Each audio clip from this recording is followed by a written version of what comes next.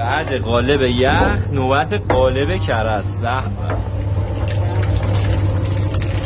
بریم سراغ کره‌ای کردن بادمجونا. اینا میره داخل کره سرخ میشه.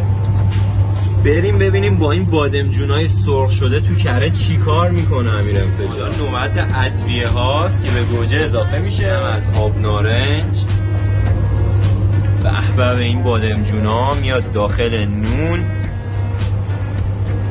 و حالا نوبت گوجه است. اینم از پیاز و جعفری. و حالا نوبت کشکه. این یه لقمه کشک بادمجون طوریه به سبک امیر انفجار. به هر کدوم از این لقمه هاتون هم بخواید بادمجون اضافه کنید مبلغ 10,000 تومان اضافه میشه. این لقمه های ترکیبی انفجاری رسیده به ستارخان. اینجا شعبه ستارخان امیر انفجاره.